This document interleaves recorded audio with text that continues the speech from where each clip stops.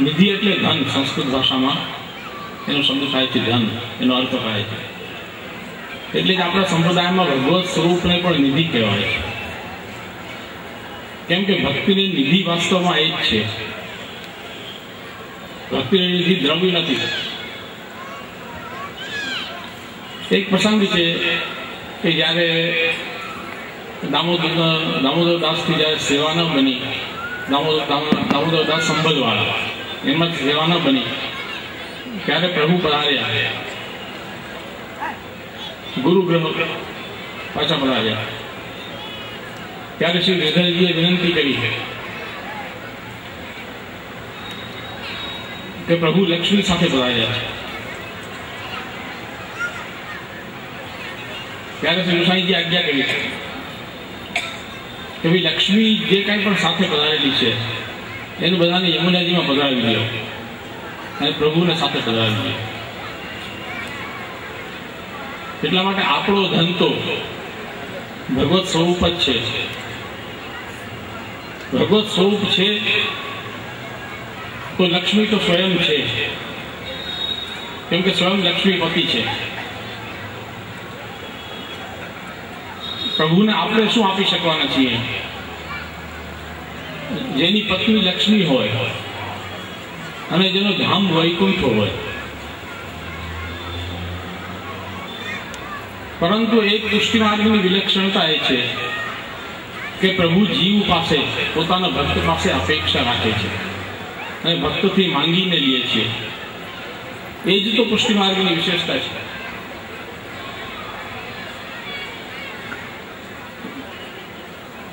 જ્યારે પુષ્ટિનો ચરમફલ થાય છે ત્યારે પ્રભુ પોતે ભોગી બને છે અને ભક્તને ભોગતા બનાવે છે. પ્રભુ ભક્ત પાસે આશા રાખે છે.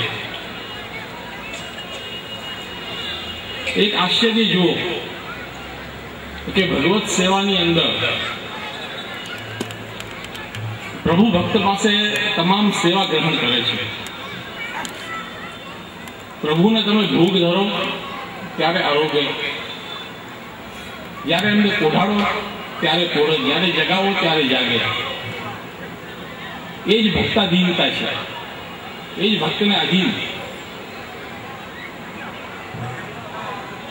શ્રીમદ ભગવદ્ ગીતામાં પ્રભુ આજ્ઞા કરે છે કે અનન્યાસ ચિંતયંતો મામ જે જનાઃ પર્યુપાસતે તેષાં નિત્યાભિયુક્તાનાં યોગક્ષેમં વહામ્યહમ. આપણો સંપ્રદાય પુષ્ટિ ઠેઠ વેદોથી ચાલી આવે છે. શ્રી મહાપ્રભુજી એને પ્રકટ કરી છે. શ્રીમદ ભગવદ્ ગીતામાં તમે જો આપણે જોઈએ તો સંપૂર્ણ અનન્યાશ્રય અને પુષ્ટિ સંપૂર્ણ એની અંદર દ્રષ્ટિગોચર થાય છે. સર્વધર્માન પરિત્યજ્ય મામેકં શરણં વ્રજ. તમામ ધર્મોને છોડવાની આપ આજ્ઞા કરે છે. સર્વધર્માન પરિત્યજ્ય મામેકં શરણં વ્રજ અહમ ત્વામ સર્વ પાપેભ્યો. પરંતુ શરત એ છે કે મારો એકાશ્રય કર. યદ કરોષી યદસ્નાસી. જો આ બધા પુષ્ટિ માર્ગ જ છે. યદ કરોષી યદસ્નાસી, યદ જુહોસી દદાસી, યદ તપસ્યસી કૌંતેય તત્ પુરુષો મદર્પણમ.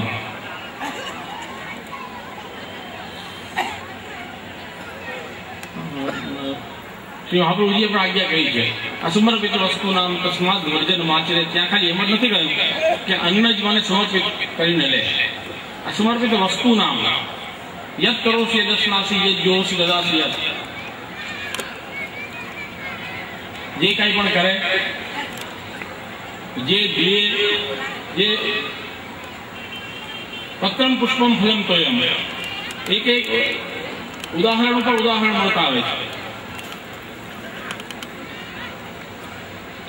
સંપૂર્ણ પુષ્ટિ માર્ગ શ્રીમદ ભગવદ્ ગીતામાં, શ્રીમદ ભાગવતમાં અને વેદોમાં જ્યાં પણ આપણે જોઈએ ત્યાં દ્રષ્ટિગોચર થાય છે. ઘણા લોકોને એવી ભ્રમણા હોય છે આપણા વૈષ્ણવોમાં કે ભાઈ શ્રીમદ ભગવદ્ ગીતાનો પાઠ ન કરવો ઇત્યાદિ ઇત્યાદિ એવી ઘણી વાતો છે. પણ એ બધું ગડબડ છે. श्री महाप्रभु जी स्वयं 4 प्रमाण